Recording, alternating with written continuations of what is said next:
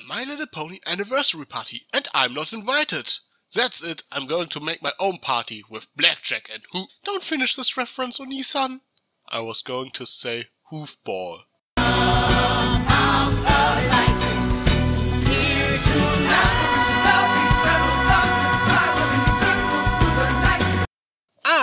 Friendship is Magic, the 2 episodes that started it all. It seems like yesterday I discovered this show. It was April 2011. I was drunk. Not hangover drunk, mind you, but philosophical drunk. You know, that level of drunkenness when you start to think about the meaning of life. Well, I checked the activity protocol of my favorite YouTubers at the time and stumbled over this.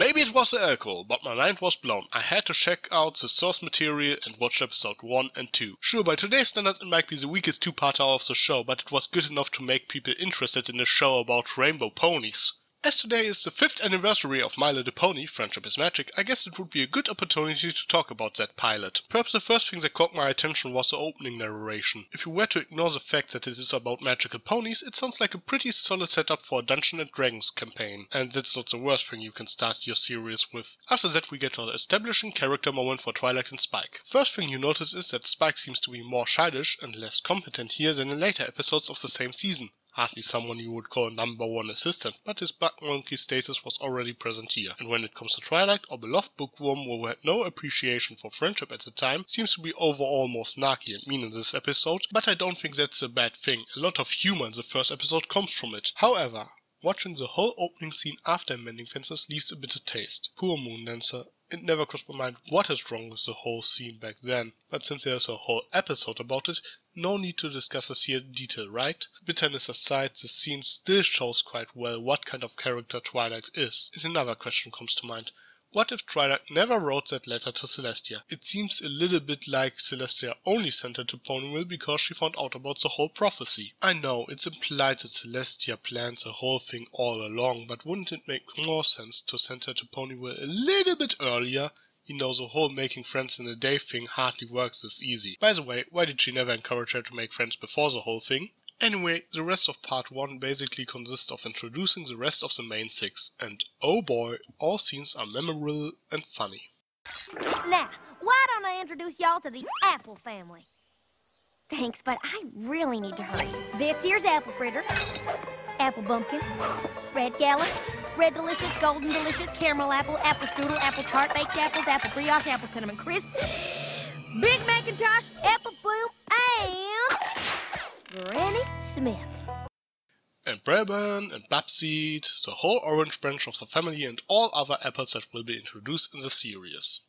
Please, they'd never accept a Pegasus who can't even keep the sky clear for one measly day. Hey, I could clear the sky in 10 seconds flat. And thus a meme was born. Canterlot! Oh, I am so envious, the glamour, the sophistication.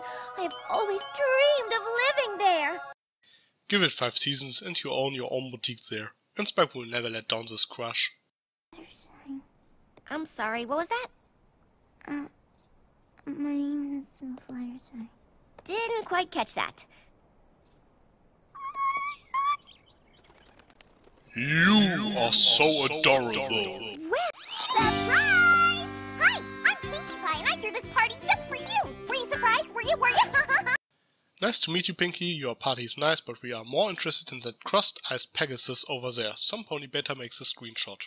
And thus a legend was born. You learn everything you need to get a grasp of their core personalities. They are efficient and entertaining. I actually think of part 1 as a very good introduction to the series with well-paced writing and good humor. Nightmare Moon's reveal at the end of this episode also makes for a good cliffhanger that encourages to try out the next episode as well. However, there are quite a few problems with part 2. For example, it's a little bit weird that Nightmare Moon runs away instead of, you know, just doing this. Next question. Why would Princess Celestia leave the element of harmony in an abandoned castle and allow a book to be published that listed 5 of them, showed the 6th in mystery, but still mentions their location? You know, if she weren't the exact same ponies that appeared in the storybook, we wouldn't have so many problems. And then there is the Everfree Forest. While a lot of dangerous monsters do live there, it never seems as dangerous as described. Even in this episode, all the dangerous stuff that happens here is Nightmare Moon's doing. And again, why playing games if she could just do this? Especially when it isn't necessary. If we were to pretend that all things there happened without Nightmare Moon's influence, everything would stay the same and Nightmare Moon would seem less pathetic. However, perhaps the biggest problem is how this episode shows the virtues of our heroines. In a perfect world, every pony would get an own episode to showcase their characteristics, and Nightmare Moon's return would have been the finale of a longer story arc. And I have to admit, with the little time they had, they actually did a pretty good job. The encounter with the Manticore is a quite exciting action scene and actually gives a really good impression of Fluttershy's character. The sea serpent scene was funny, especially if you consider that YouTube subtitles named him Stephen Magnet and it became canon. And thus a stupid name was given. And Rarity's showcase of generosity actually seems believable. After watching this scene in Slice of Life, I actually think that Steven's scale would have been more fitting as a keys in Coco's Rainbow Thread. And Giggle at the Ghostie will probably never leave my head. However, the best thing about it is probably Twilight's and Rarity's reaction at the beginning. Tell me she's not. The darkness and the shadows, they would always make me frown. She is. And thus, the first of many pony songs was stuck in your head. While I think those 3 could use more time as well, they are hardly as problematic as the scenes AJ and RD get. Rainbow scene looks at least promising on paper, but it is less a display of loyalty than common sense. The Shadow Balls are hardly subtle about the whole leave your friends behind thing, and seriously, a flying team no one ever heard of from the Everfree Forest, a place no pony ever returned from. Yeah, that smells fishy. This would actually be pretty easy to fix. Just replace the Shadow Balls with some generic Wonderbolts and the whole thing becomes much more believable. However, the design and name became somewhat iconic, so it's not all bad. AJ's scene, however, is just plain stupid. Let go. Are you crazy? No, I ain't. I promise you'll be safe. That's not true. Now listen here. What I'm saying to you is the honest truth.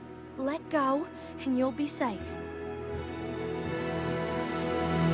That's no honesty, that's just cryptic. Is it really so hard to say, "Don't worry, partner, Rainbow and Fluttershy are about to catch ya"?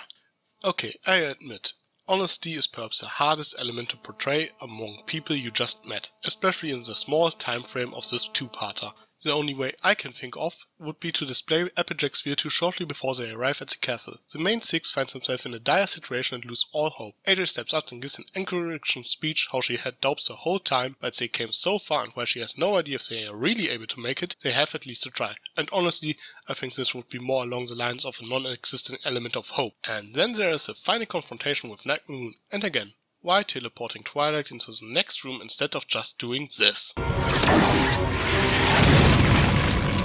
Or at least teleporting her a little bit further. The rest, however, is alright. A decent climax with the reveal what the elements actually are, and the only problems I have with the Rainbow Cannon is that they overused it since then. I already talked about the problems with Celestia's gambit, but her reunion with Luna is at least heartwarming.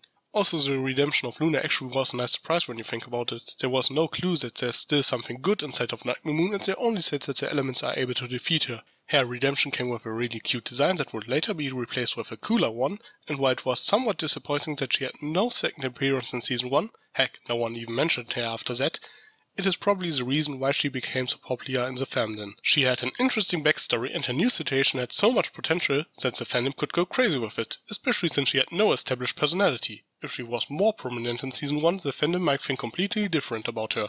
So what I am saying is, thus the best princess was born! So, let's wrap things up. The main problem with Friendship is Magic lies within its limited time frame. 40 minutes aren't that much to work with if you need to establish the whole cast and setting while telling a complete story that can stand on its own. While there are plenty of problems with the plot, it is overall still enjoyable. The story may became a little bit short, but the character introductions were handled really well. You learn everything you need to know about the heroines. Not to mention that many jokes still make me chuckle today. So yeah, after rewatching this episode, I still know why I started to like the show in the first place. It might be my least favorite 2-parter of My Little Pony, but it's still one of the better pilots I have ever seen.